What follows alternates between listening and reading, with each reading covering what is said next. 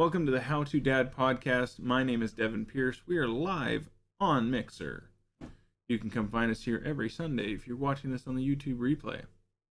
If you guys follow me on Twitter, it'll keep you up to date on what's going on. It is, of course, episode 8. The date is April 28th, 2019. And I find it a bit of a coincidence that we have episode 8 on a 28 date. It's cool. I don't know why, I just really like that. I think it's awesome.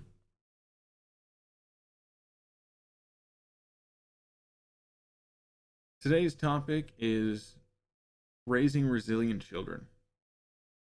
This is a stage 2 in this little mini series that we have going on. We talked back on March 24th about the foundation for resiliency, which was episode 3. If you're watching this on the YouTube replay, up in the top left-hand corner, there'll be a little eye in the sky that'll link you to that episode if you want to go check it out if you haven't already. If you have seen that episode, you'll know that that episode comes from the readings of a bounce back book. And this is this week's. Doesn't have nearly as cute of a picture thing going on here. The theme is definitely bouncy balls instead of those cute little critters. This book takes where the last one left off and is ages 2, 3, and 4. The next stage in the series is 5 and up. And we'll get around to that sometime in May, I'm thinking. Although, forewarning you guys, there will be probably a weekend in May that we don't have a show, as I'm going to be in Texas for a geocaching event. As I mentioned in the previous episode, we talked about how these books are published by the Alberta Mental Health Board, whose information on these books is no longer relevant, or wasn't on that previous book. This one has a different website, actually. I missed that. albertahealthservices.ca. All one word, nothing fancy about it. So, I didn't check into that. I'm hoping that's the correct information for them now. The last time we touched on the topic of resiliency, we answered the who, what, when, where, why, and how of resiliency, and we defined it.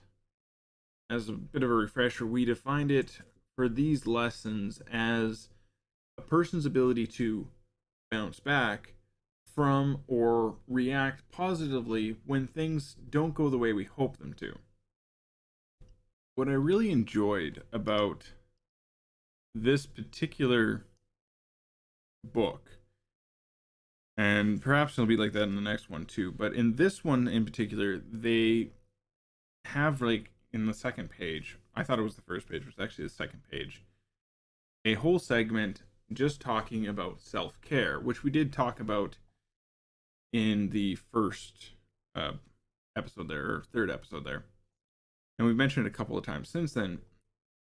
If you don't take care of yourself to ensure you can be resilient, you can't be the role model your kids need for that, right? And I thought it was really great of them to put that at the front page of this, even including links to their website and ideas as to how to maintain your own personal well-being and how to seek help if you need it. From that list, also, one of the things I wanted to make sure I point out and put in my notes for tonight is if you need to arrange for a babysitter, then do so. There is nothing wrong with working that into your budget so that you can have some time with you and your spouse, or even for you and your spouse to go do things that you want to do on your own. So that being said, though, I think we're definitely gonna have to do either specifically a dad's class episode, or perhaps another episode here on the podcast that will specifically deal with the topic of self-care. Or even better yet, perhaps we should do an episode on budgeting, which I feel definitely fits better into the Dad's Class YouTube channel than it does the How2Dad podcast. For those of you who are curious, I did earlier today spend time organizing my notes, which were previously in this blue book here, as well as a random receipt my toddler brought to me. Happened to have some show notes ideas for the channel. And it is my hope, fingers crossed, to get some recordings done and get some new content published in the coming weeks. Be sure to follow me on Twitter. That is at CrownEss0 CROWNESS and the number 0. As I do tend to post when new things go live on the YouTube channel there, and that's probably your best way at this time to know right away when I start publishing new content, unless of course you subscribe to the YouTube channel and you have dinged the little bell and are part of the notification squad, which if you are, thank you. You're an early adopter of the program and I appreciate you endearingly. But I don't feel like that's actually the right word for what I was trying to say.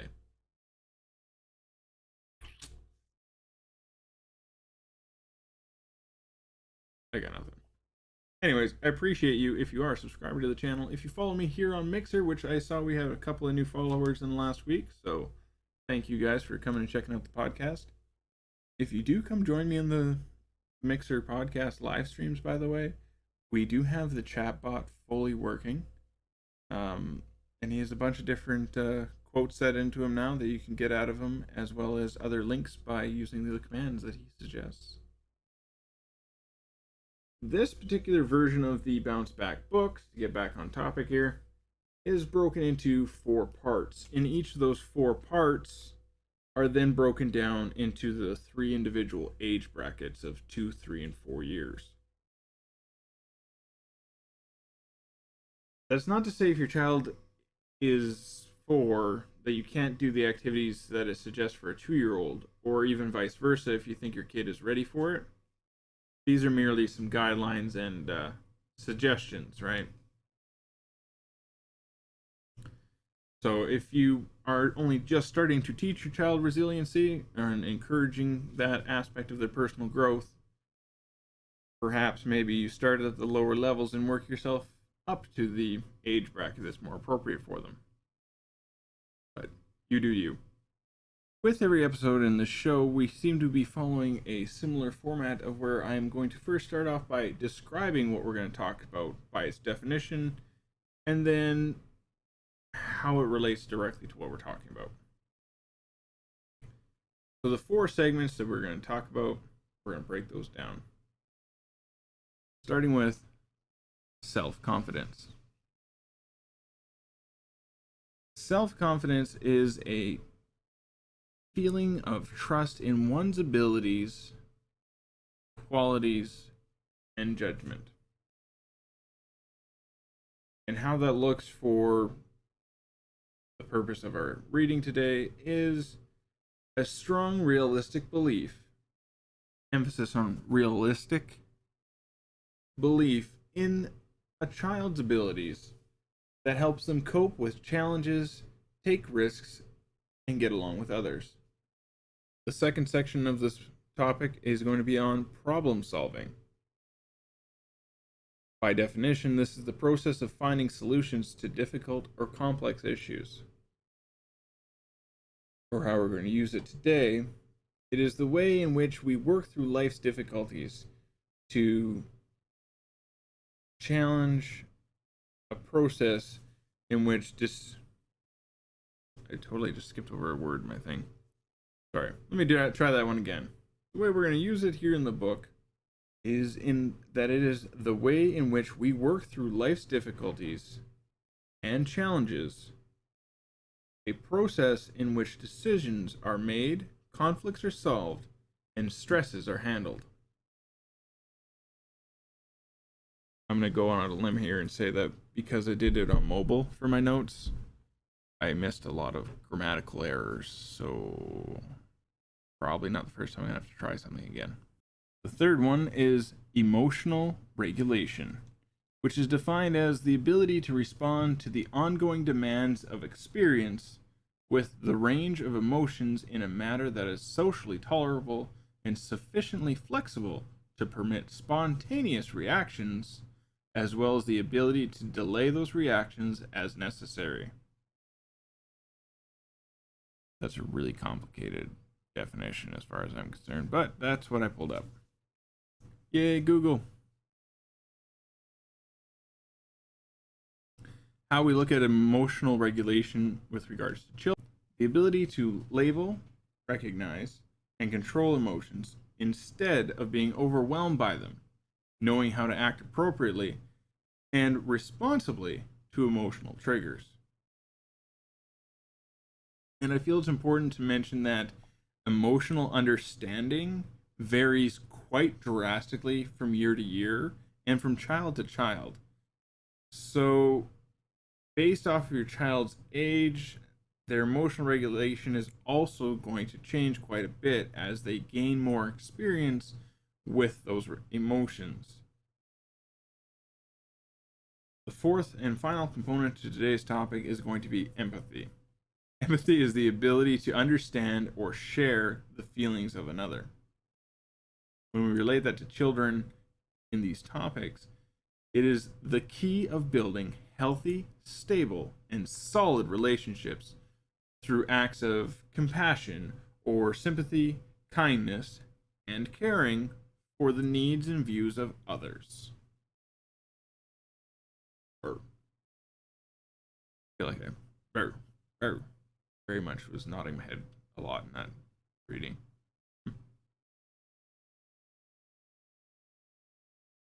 Next up, we're going to jump into activities for each of the age groups under each of those 4 topics. And this might run a little long for today's episode, but we'll see. It took me a lot longer to write the notes for this than I was expecting, but I think we're doing pretty good on time. Your child's temperament, as to if they're quiet and sensitive or loud and courageous, can affect how they learn and the best ways to be taught. So be sure to consider those things when you're looking at these or other activities to encourage your child's resiliency. And try to pick, what suits their unique personality traits, rather than just assuming that these specific things are going to work for that child. And to help keep the episode from running too long, I've picked and chosen ones I preferred over all the items in every list. Also, as a case in point, some of them only had one option, so, balance it out. We're going to start with self-confidence. A general point towards self-confidence is giving a child the opportunity for both trial and error with age-appropriate decision-making, free play, and genuine specific praise and acknowledgement of their skills or abilities. For children ages 2 and up, my number 1 pick is dance, dance, dance. Get the music going, dance with your child, sing along with the songs, or even dress up if that's how you feel like doing it. But let your children take the lead. Let them be the lead singer or the lead guitarist in their little air band alongside you.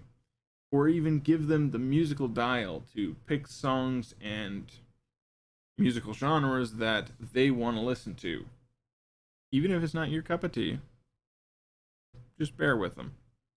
This opportunity helps children develop their individual interests, their competencies, but because of the free, willy-nilly nature of it, it protects them from stress. It's not a life or death decision for them to pick this song or that song. They just get to do what they want. We actually have a karaoke machine for our 5-year-old.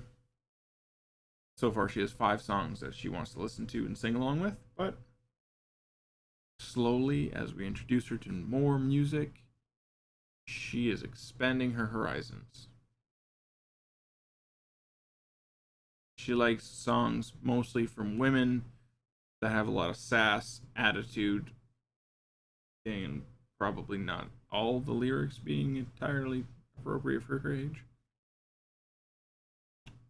But try to balance that out with Disney songs whenever possible. Second suggestion for this age group is a wall of fame. Designate a specific location to adorn with your child's artworks, crafts, photographs, awards, or certificates. You know, a special place to recognize their accomplishments.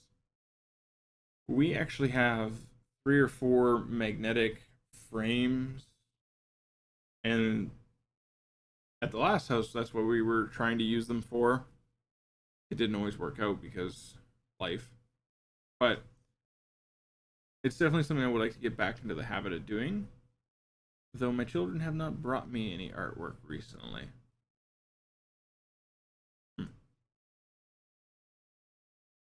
The reason for this is that this helps you and the child recognize their accomplishments, and it also gives them the motivation from you as you compliment their accomplishments.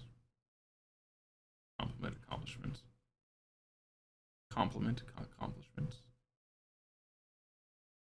Just sounds funny. And the successes help motivate the child on their own because it's up on their special wall. It is a success, and that itself can motivate them to continue to add to their special wall or bulletin board or whatever you happen to choose for your particular child's needs. Children at age 3. 4 seasons of fun. So finding outdoor activities to enjoy regardless of the time of year. In the springtime, things like flying a kite or jumping in some puddles, even planting a garden, which we're doing for the first time this year with our kids once the snow melts. If you follow me on Twitter, you will have seen us drinking coffee outside yesterday with about 7 or 8 inches of snow on the ground, fresh fallen overnight. It's April 28th, if you forgot from the beginning of this episode. Yay, Alberta weather! In the summertime, running through a sprinkler, having a picnic, or building a sandcastle. Those are some great activities. When you get into the fall months, raking up and jumping into leaves, or going for a wagon ride, or playing a game of catch. It's a long process to learning how to catch a ball, which I never really realized until I tried to teach a kid before. It's a really steep learning curve. Worse for others than some, but nonetheless. In the winter, go tobogganing, skating, or maybe even try your hand at skiing with your kids. Definitely pay for a professional to teach that one unless you're really good at it because they know what they're doing.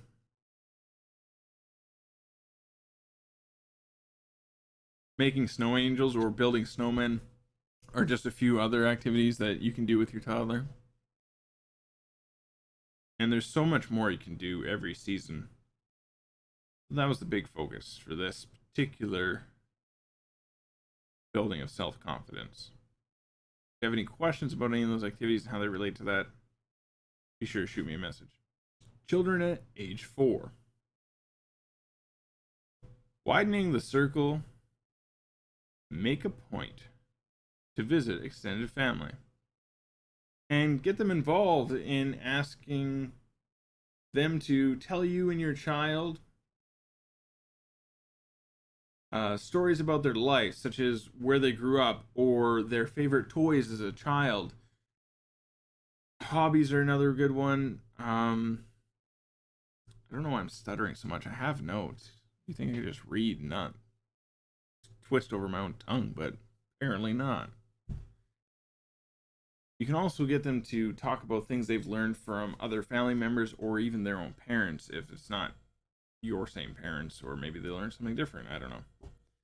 And in the cases where you've moved across the country and you don't really have extended family, sending them cards or using a video call so your children can still establish a relationship with the extended family are really good points. And if your family sends them letters, be sure to read those letters out loud to your children or read along with them, following with the finger to help build that connection.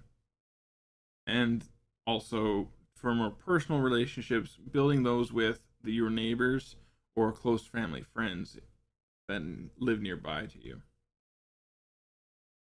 At this age, also, the 4-year-olds is where we start to see the natural progression and establishment of basic fears. It's totally normal for toddlers and preschoolers to develop fears from time to time.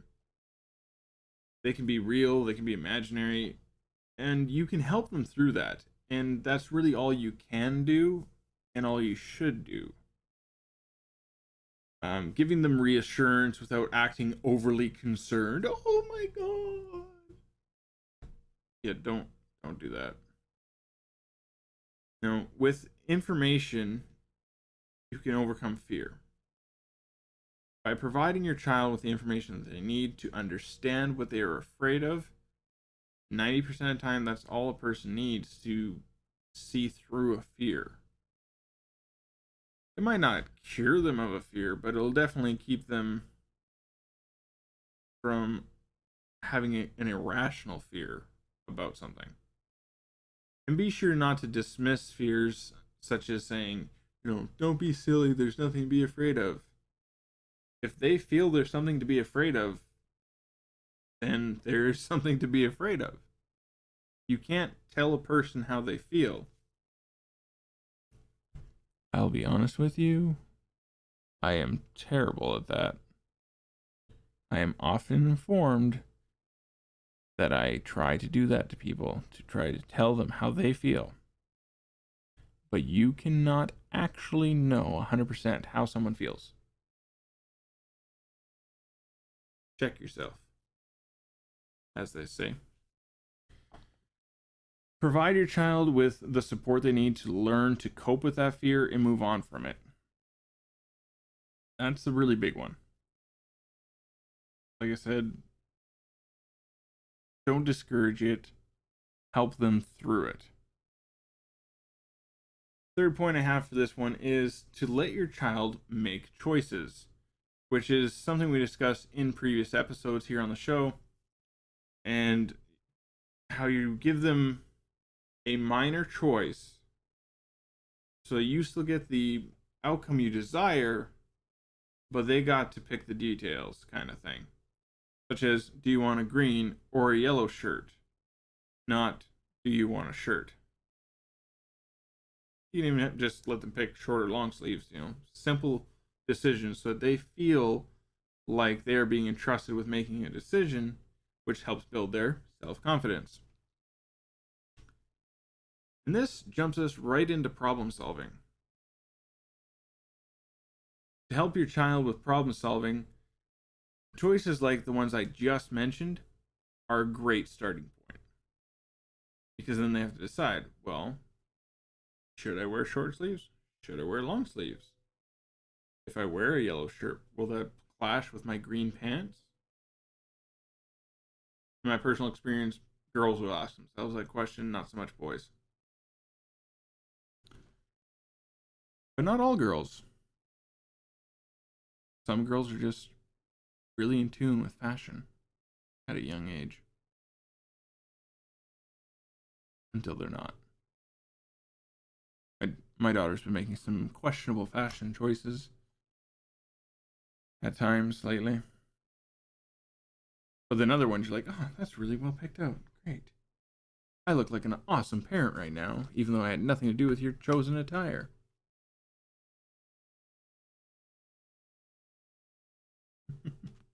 Providing consistent limits to your child, such as when we discussed establishing structure in a home and discipline earlier on in the show, or in the series of the show, I should say,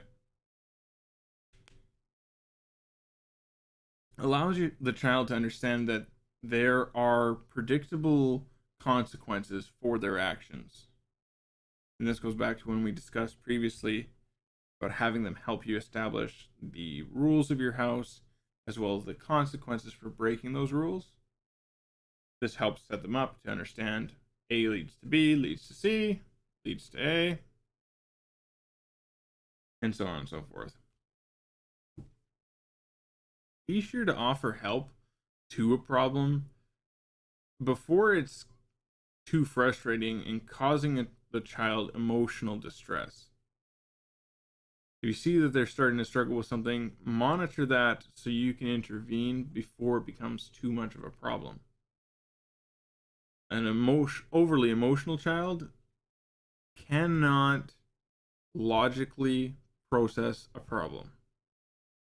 And at this young age, we are still teaching them to rely on their logic instead of the instinct of their emotions. Give them hints or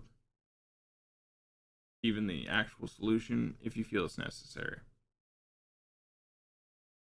Coaching children through the basic steps of problem solving will look something like, the first thing you want to do is acknowledge how they're feeling, labeling an emotion so that they can process how to deal with it, and express that it is okay to have these feelings, like such as being mad, but it's not okay to hit other people because you're mad, especially when it's a situation that doesn't call for you to defend yourself, which should be the only time anybody's hitting anybody. Personal opinion. Define what the actual problem is, such as Bobby wants to play with a toy Billy's got. Okay, well, why don't we ask Billy if he can share it with you after he's done?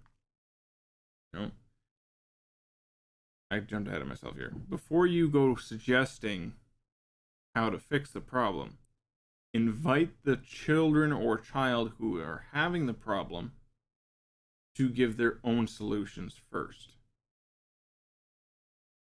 If they're having trouble, then make your suggestion. Also, try multiple suggestions until you find something that works. If the first suggestion doesn't work, try something different.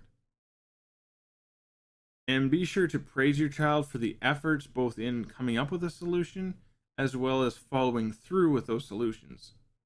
Even if you have to do them multiple times or different ones, because we're trying to encourage them to follow those steps, come to the solution, and go to the solution instead of acting on emotion.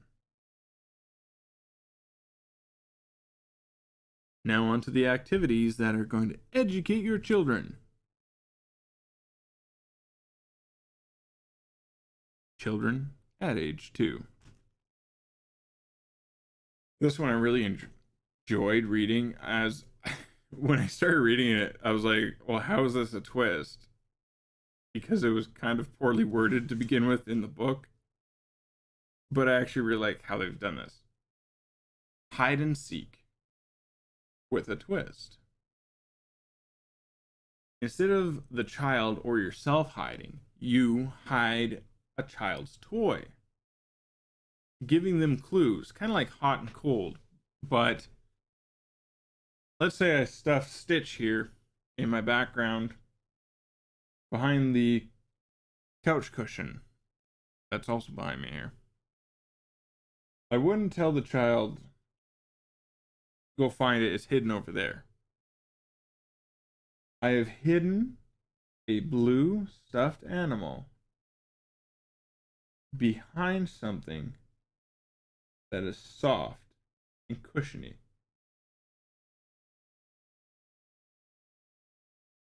Knowing where your child's kind of at in logical deduction, you can adjust the clues you're giving them to make it harder or easier for them to let them find the solution or challenge them a little bit more.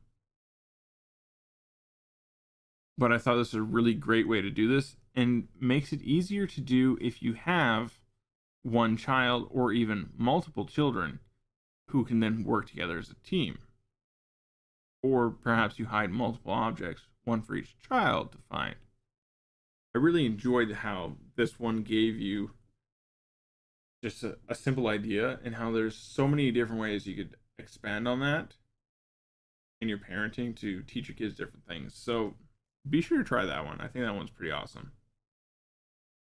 Children at age 3. Little Shopper.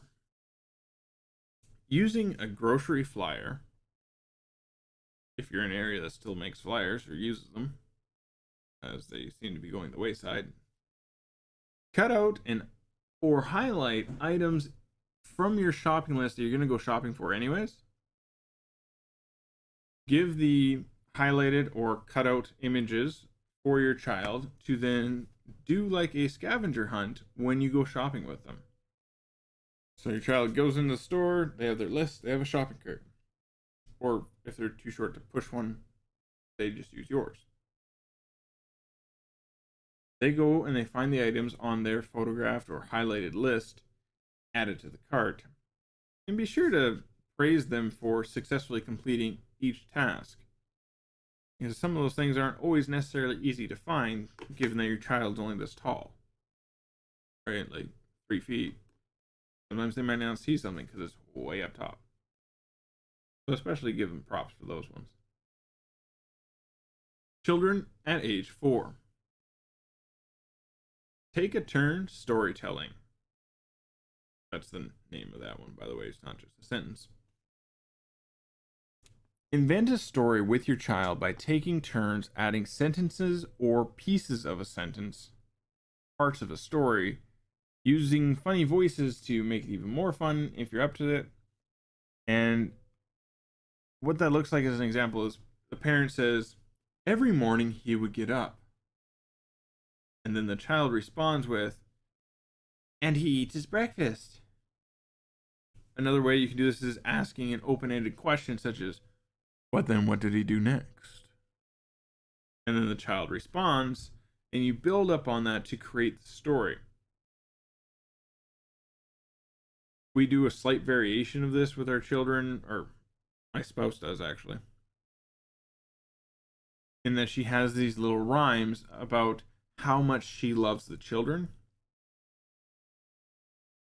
And she says a piece of it, and the child will say the next piece of it, and then she'll say the next piece of it, until they've built up the whole little quote. It's really cute. But we could be expanding on that and doing this take a turn storytelling, right? So I thought that one was a good one to bring up today. On to the next one. Emotional regulation. This one is more so, but they all kind of are strongly dependent on the role of the parent-child relationship and how emotional regulation is modeled by the adults in the child's life. The better you do, or other adults do, the better job your child can do because they have a good example of how to do it. Children at age 2. Cookie faces. This activity, you decorate a series of cookies showing different emotional expressions. Some happy, some sad, some mad, whatever the case may be. Then you discuss and recognize those emotions, or get your child to recognize them rather, as you eat the cookies. You get a fun snack.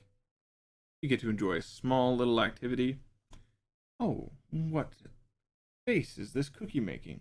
It's an angry face. Well, it'll look much happier chewed up and in our belly.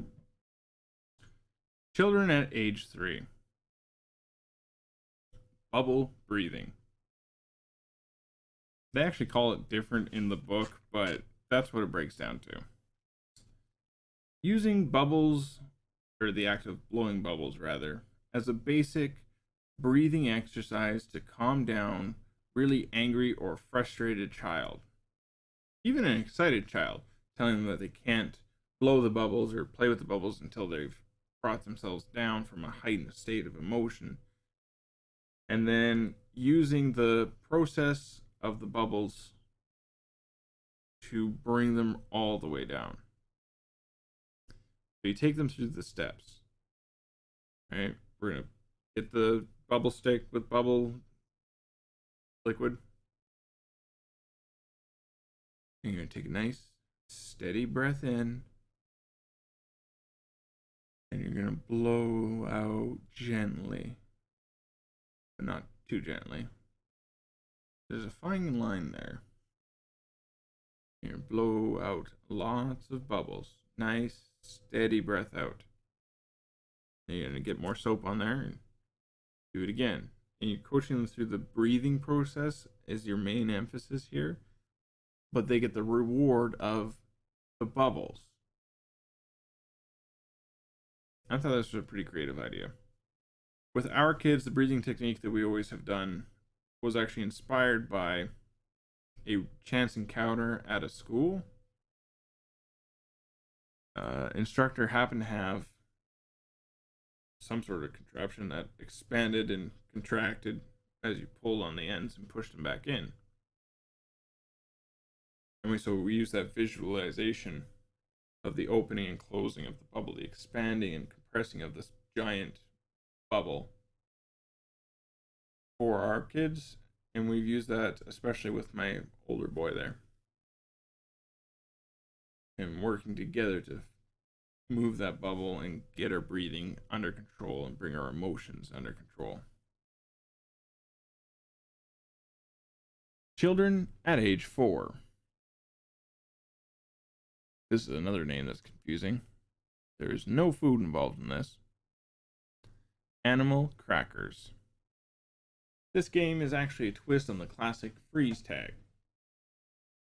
At the beginning of your game, the child picks an animal that they want to be representing in the game, such as a dog or an elephant or whatever their favorite animal may be. And then once that child is tagged by the person who is it, they have to act out an emotion as the animal they picked. So if they picked a cat, they then have to act like an angry cat, or a happy cat, or a sad cat, or grumpy cat.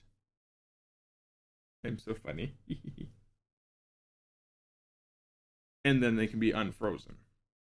Be sure people are taking turns with who's it so everybody gets a chance to play.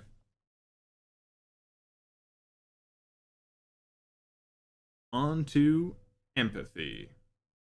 Empathy is another characteristic that, though like I said, all of them really are, influenced by the role models in a child's life. So it's up to you to set the example and to recognize in yourself if this is something you need to improve on, so that you can be a better example going forward. The activities for empathy for children at age 2 include feelings everywhere. I don't know why I said it like that. I really don't. But I enjoyed it. When reading a book with your children, take the time to suggest the emotions that characters in the book might be feeling. Whether you can visually see it on their faces or just from actions that have happened, guesstimate what they might be feeling. And be sure to explain how you concluded that Bobby was sad in the story because Billy broke his favorite toy. Well, if somebody broke my favorite toy, I feel pretty sad. So I bet Bobby's also feeling very sad. The description as to how you came to that conclusion is the real teacher in that class, or lesson, I guess, in my opinion. So be sure to encourage that and then work with your children to help them deduce their own conclusions from the following pages, especially once you get into the habit of doing this. You want them to take the reins on it. At age 3, empathy is kind of a weird thing. And continue on with what we talked about for age 2 in reading the books that way. In age 3, you can include your children into household chores. Now, I fully intend on doing an episode in the future about the various age-appropriate chores. However, suggestions from this particular reading include feeding your family pet, watering the plants, setting a table, cleaning up their toys, or putting dirty laundry in their hamper. When you introduce chores to your children, be sure to explain that this is how they are helping the family, how they're helping you, or the primary household person, if you still have that traditionalist aspect to your home, and how every person in the family kind of does different things to help the whole family do better. This teaches your child empathy by focusing on the needs of others, like we mentioned previously in the description. Age 4. Having a picture party. And it's like camera picture or drawing picture. Invite a couple of your child's friends over. You can purchase or make some inexpensive popsicle sticks photo frames, which I can actually show you a couple here. I have, for our audio listeners to understand, 2 pictures. One of my son and one of my daughter. It's 4 popsicle sticks glued together in a rectangular shape. Their pictures are then taped onto the back. One, my son colored the individual popsicle sticks. My daughter picked a color and then picked random puzzle pieces and glued them on for hers. And her little poster says, "I love you to pieces." It's very funny, and I appreciate that very much. So, at this picture party, you take pictures of the kids or have the kids draw pictures of each other. Then the kids each pick the pictures that they like the most to frame. If you get the cheap wooden frames or build the popsicle frames, they can decorate themselves, much like these ones here. And this simple activity helps to foster relationships with others by encouraging healthy interactions. By engaging in the picture taking process or the posing as one draws another one. And then to help decorate the pictures, pick which photos that they like, and encouraging the kids to take pictures of each other to then establish in their homes who their friends are. This is my friend so-and-so, I have his picture here. This is my other friend so-and-so, I have his picture here. Relationships, man, they're important. And if your child doesn't have good relationships with other people, they can't really practice or improve upon their own ability to empathize with other people. I felt like that one needed a little bit more explanation. Well, guys, we're coming up to the end here. My final thoughts on this topic. There is a number of factors which influence an individual's ability to be resilient. And some of them may be slightly outside of your control, such as, where you grew up or the conditions in which you lived. However, these skills for resiliency aren't limited to those influences. And people or children with good resiliency skill sets have the ability to control the reaction to those negative events as well as their attitude towards ongoing problems in their lives. In addition to controlling their reactions or their attitudes, children who have better resiliency skills in the long run will have more confidence to seek help from others in their times of need. And we are seeing as a society whole that a lot of people aren't willing to make themselves vulnerable enough to get help when they need it. And that's a resiliency issue. According to the reference material in this book, it says here that most children who are resilient often only have a single parent or caregiver who taught them the necessary skills of resiliency.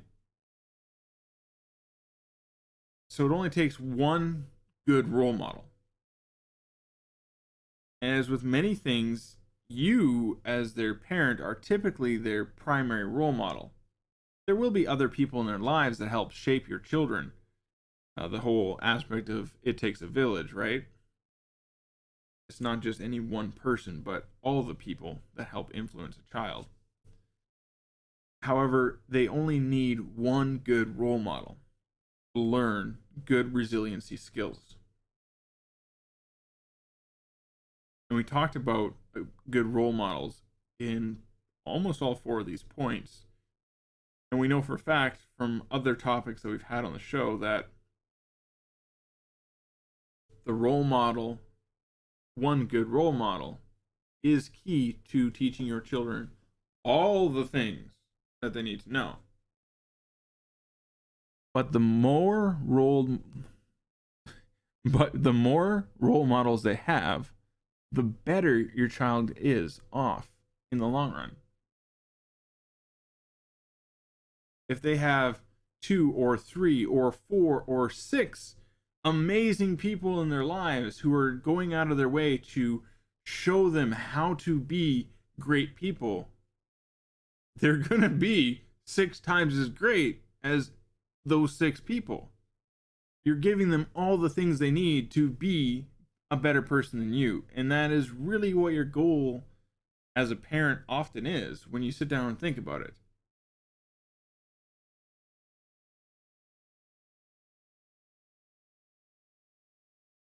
I have to stop myself because I was about to go into a tangent about a loosely related topic there. And I'm sure we'll have an episode on that in the future as well. But for now, we're going to save that for another show. This week's question, guys: who was your primary role model? That one major person in your life growing up that influenced you to be the person you are today. If you have more than one, go ahead and list them. Whether it's down below the bridge where all the trolls live on the YouTube replay comment section, whether you send me a tweet or send me an email at CrownEss0, CROWESSO @gmail.com. It's actually the number 0 at the end there. I messed that up. You guys can also let me know live in the chat. We are here every Sunday on Mixer, and I'd love to have you guys stop by and have some words with me. To answer my own question,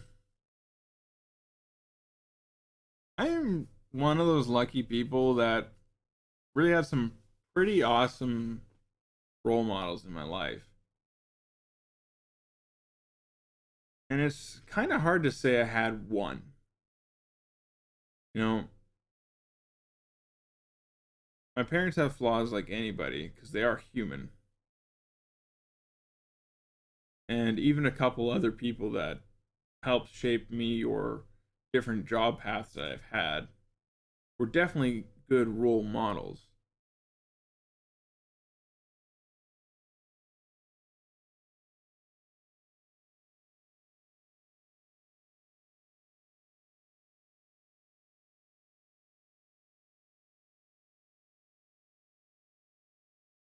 But it's really hard to say that any one of them was more influential than the others.